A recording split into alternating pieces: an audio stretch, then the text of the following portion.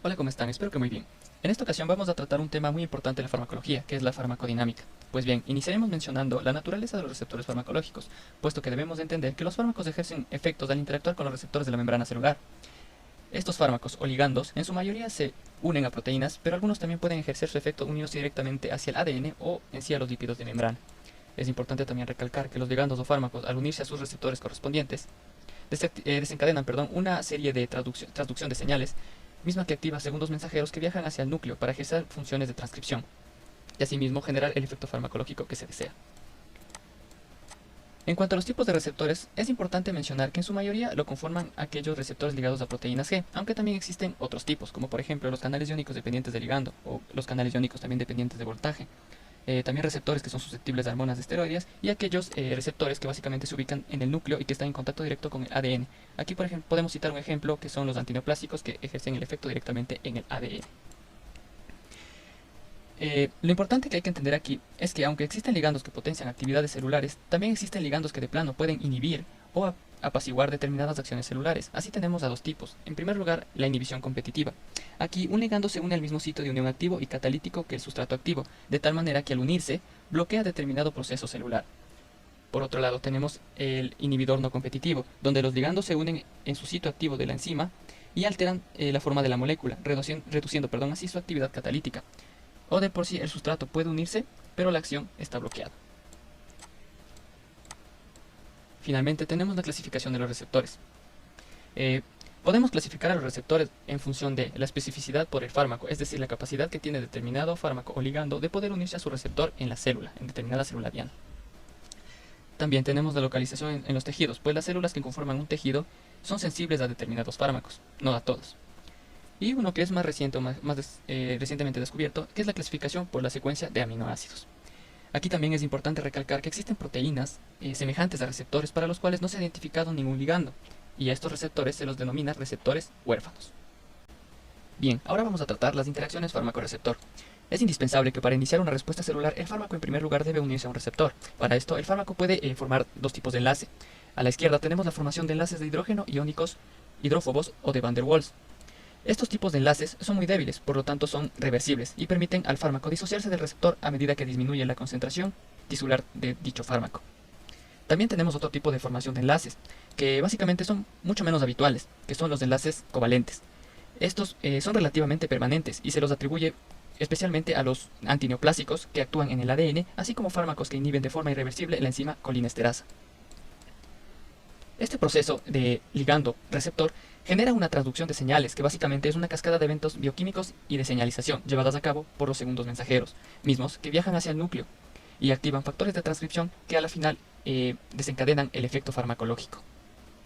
Pues bien, una vez que hemos visto cómo se da esta interacción entre fármaco con su respectivo receptor, vamos a ver ahora los tipos de receptores existentes en la membrana celular.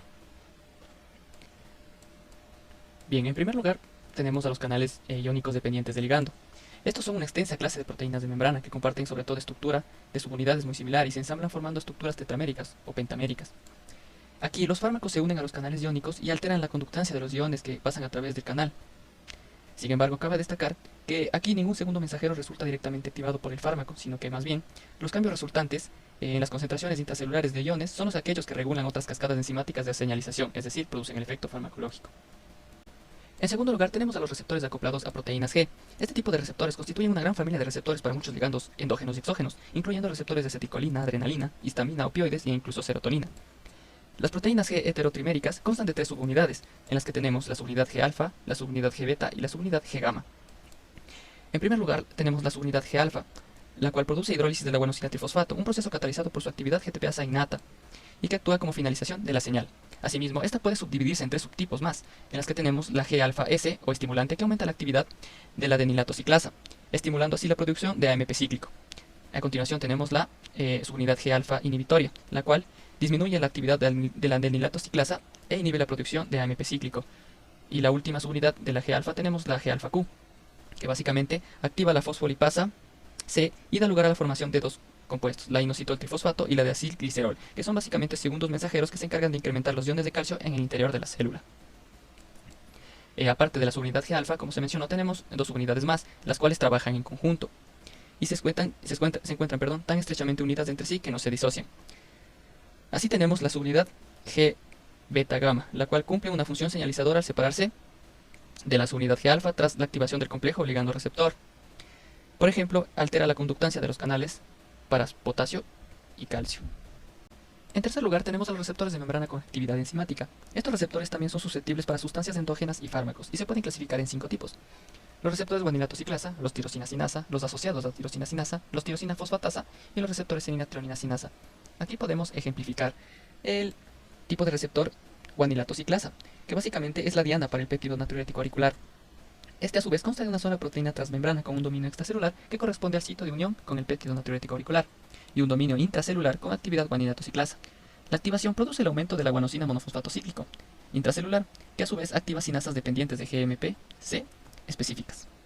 Aquí también cabe destacar que los demás tipos de receptores enzimáticos que acabamos de nombrar inician también su señalización de un modo muy parecido, aunque a veces tienen diferentes ligandos y diferentes sustratos como objetivos de señalización. Finalmente tenemos a los receptores nucleares, mismo que se dividen en 2 tipos de receptores con una estructura proteica similar. En primer lugar tenemos a los receptores nucleares tipo 1, mismos que son objetivo de hormonas sexuales, glucocorticoides y mineralocorticoides. Estos receptores de esteroides se sitúan en el interior celular, unidos a una proteína de shock térmico accesoria, misma que, al activarse, se disocia y produce la dimerización de 2 proteínas receptoras de esteroides que se traslocan al núcleo. En segundo lugar tenemos los receptores nucleares de tipo 2, que tienen ligandos no esteroides como la hormona tiroidea, las vitaminas A y D y los retinoides. Estos tipos de receptores ya se encuentran en el núcleo y a su vez son activados por la entrada del ligando al núcleo a través de los poros nucleares. Cabe destacar que estos, una vez activados, ambos tipos de receptores se unen a secuencias específicas del ADN e inician la transcripción. Ahora bien, podemos decir que los efectos de los fármacos, o en sí la eficacia, puede definirse como la capacidad de un fármaco para iniciar un efecto celular. Dicha eficacia no está directamente relacionada con la afinidad por el receptor y además difiere entre los distintos fármacos que se unen a un receptor e inician traducción de señales. Y bien, los fármacos que presentan una afinidad por el receptor y eficacia se denominan agonistas, mientras que los fármacos que presentan simplemente afinidad pero carecen de eficacia se denominan antagonistas.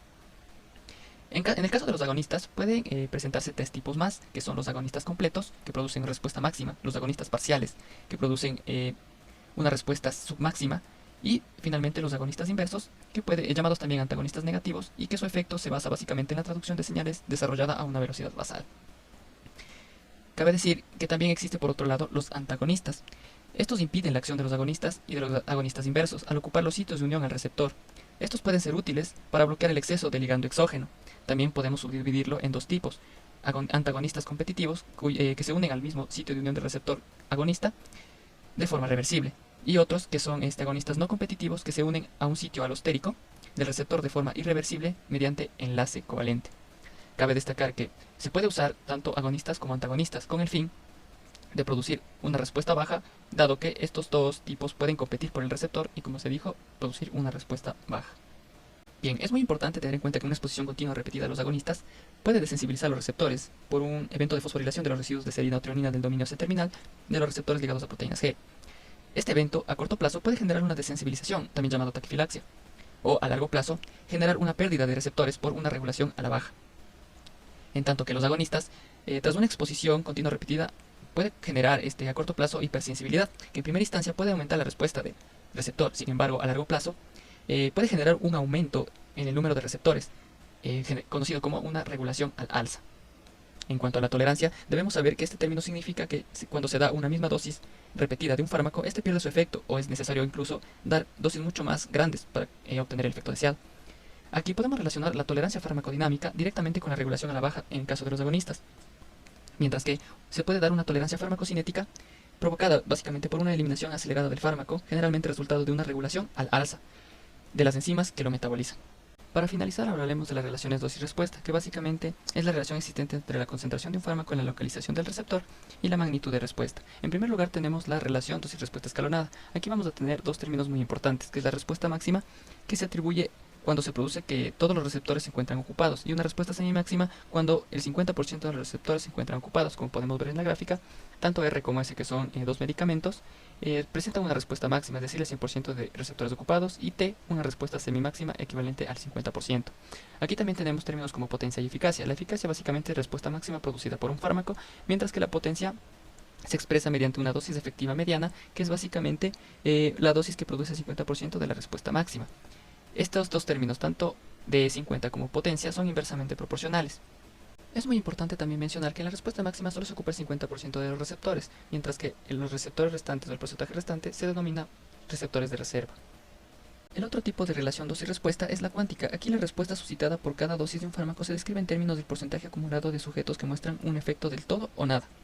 Es importante también destacar que el término dosis efectiva mediana cambia, puesto que aquí se define como la dosis que produce el efecto observado en el 50% de sujetos experimentales. En estas relaciones pueden definirse para los efectos tanto tóxicos como terapéuticos del fármaco, con el fin de calcular su índice terapéutico, que es el cociente entre la dosis letal mediana y la dosis efectiva mediana, y el factor de seguridad, que se calcula como el cociente entre la dosis que resulta letal para el 1% de los sujetos y la dosis que produce un efecto terapéutico en el 99% de los sujetos.